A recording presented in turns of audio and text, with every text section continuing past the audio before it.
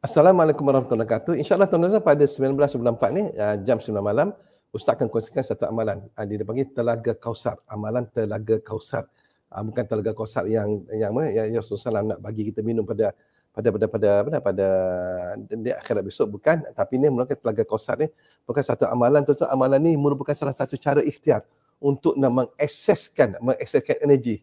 Akses energi daripada Telaga Kausar dengan manfaat yang mana anda kalau anda amal dengan amalan ni, insya-Allah anda akan dapat manfaat apa dan semua. Pertama, membersihkan energi, segala bentuk energi negatif daripada diri anda. Lepas tu bila dah bersih dan semua, maka aura anda akan terbuka, aura positif akan terbuka dan aura akan menutupkan aura-aura yang negatif. Yang ketiga dan semua, dapat membersihkan hati dan jiwa. Hati kita bersih dan jiwa kita akan bersih, dan juga dan semua bila dah bersih dan semua, segala kekurangan, kekeruhan, segala kecelaruan dalam fikiran kita akan dibersihkan juga. Dan sampai juga selepas itu dan semua, maka bangkitlah jazbah ataupun semangat kita yang baru, yang mana tuan-tuan semua kita akan rasa good feeling, kita akan rasa positive feeling.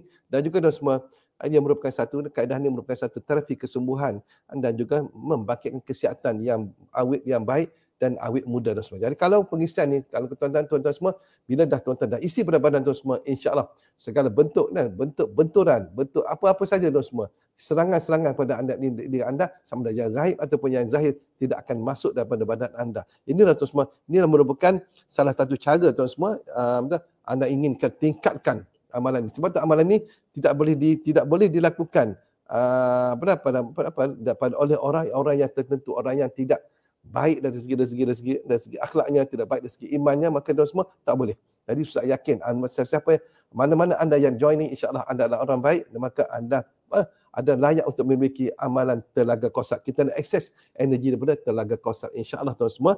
Kalau anda inginkan amalan yang bagus ni tuan semua, maka joinlah pada 19.94 dalam pengisian energi Kausar jam 9 malam. Assalamualaikum warahmatullahi wabarakatuh.